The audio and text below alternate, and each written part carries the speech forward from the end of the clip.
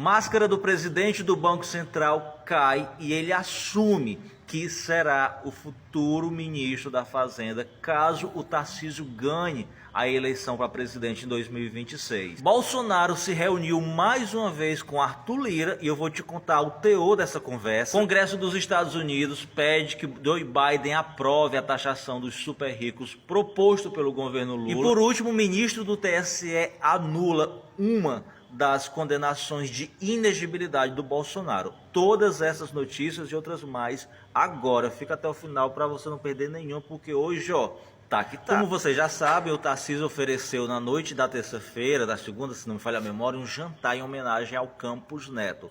Estava lá presente no jantar toda a oposição do governo Lula, oposição política e todo o mercado financeiro. E somente num país onde não se tem vergonha, onde as instituições não são respeitadas, o presidente do Banco Central, que deveria ser neutro, que deveria ser independente, se reúne com opositores do governo, no qual ele faz parte de maneira indireta. E falou para o Tarcísio que ele não tem planos de se candidatar à presidência da República, mas que aceita um cargo como ministro da Fazenda, caso o Tarcísio seja eleito em 2026. Enquanto isso, a imprensa e o mercado está, biquinho fechado, porque para ele só é notícia se furar o teto de gastos, se tiver déficit fiscal em prol de ajudar os mais pobres. E foi justamente criticando o mercado financeiro, que simplesmente ignora a existência de desigualdades sociais, ao lutar por um zero déficit fiscal, que o Lula hoje deu um puxão de orelha nesse mercado. Ele participou de um evento financeiro hoje lá no Rio de Janeiro e ele disse que realmente o mercado financeiro esquece que existe pobre no Brasil, que só se preocupa com o próprio umbigo dele. Ele falou o seguinte: eu não consigo falar de economia sem colocar a questão social à ordem do dia. Em todos os debates que fazem tratando de economia, a gente fala de um monte de coisa, mas parece que os problemas sociais não existem. E eles existem e estão no nosso calcanhar, estão nas nossas portas, nas ruas. Gasta-se trilhões em guerra, quando esse dinheiro poderia ser gasto em paz, investimento em reduzir a miséria, a desigualdade e a pobreza no mundo. Eu tenho um compromisso de fé, não somente de mandato. Só tem sentido um governante governar alguma coisa se ele tiver compromisso de cuidar do seu povo, de dar a oportunidade a todos, de permitir que todos, sem distinção, tenham a oportunidade de se desenvolver, de viver uma vida digna e de ser uma pessoa respeitada.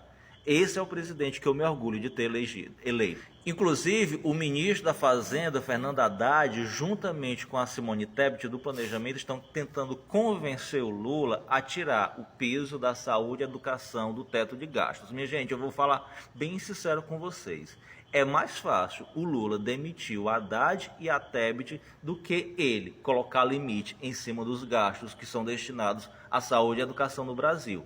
Anote e me voltem aí para dizer se eu estou certo ou não. E um grupo de deputados e senadores fizeram um documento pedindo ao presidente Joe Biden que aceite a proposta feita pelo Brasil, que está no comando do G20, para a taxação dos 3 mil super ricos. Só a taxação desses 3 mil super ricos a nível global seria suficiente para erradicar a fome de muita gente. França já assinou e vários outros países também estão de acordo com a proposta do Brasil. E a preocupação do presidente Lula não é só taxar o super rico e cuidar dos pobres não, mas é também o avanço da extrema-direita a nível global. Ele vai participar de reunião hoje do G7 lá na Itália e uma das pautas que ele irá levar para o grupo das 7 maiores economias do mundo é como podemos fazer para barrar o crescimento da extrema-direita a nível global. Ele também vai se reunir com o Papa para tratar também sobre a questão da taxação dos super ricos, vai se reunir com o presidente da África do Sul, da Índia, entre outros. O Bolsonaro fez uma de doido e disse que desconhece a nova joia que apareceu e disse que também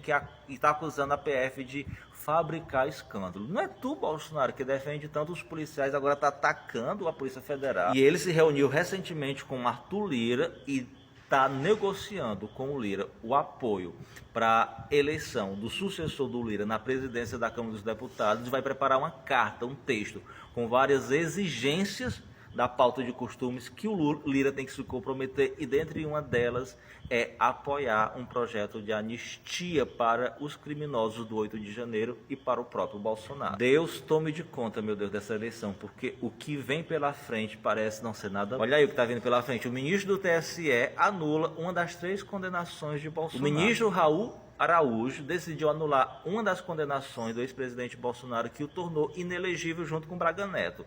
A questão que ele anulou foi as comemorações do 7 de setembro de 2022, que o Bolsonaro usou como propaganda política para a eleição desse mesmo ano. Porém, ele ainda continua inelegível em mais 2 ações que ele já foi julgado. Parece que isso é só o começo. Está faltando o quê para o PT ir bater na porta do STF e questionar essa anulação? Hein, PT? Bora arregaçar as mangas, bora trabalhar. Por falar em STF, a primeira turma concordou por unanimidade que o Dallagnol vai ter sim que pagar a indenização de mais de 100 mil ao Lula por conta do PowerPoint. E um desembargador bolsonarista vai ser investigado administrativamente por ter criticado, ainda como desembargador, porque hoje ele está aposentado, o ministro Alexandre de Moraes. O nome do desembargador é o Sebastião Coelho, que é aquele que no dia que estava se aposentando disse que o Alexandre de Moraes estava agindo de maneira politicamente, e que depois que se aposentou foi para a frente dos quartéis pedir golpe militar e ainda foi para o STF ser advogado de um dos criminosos do 8 de janeiro. Acha pouco, vai comendo, Sebastião. E só para concluir, o ministro do governo Lula, Juscelino Filho, foi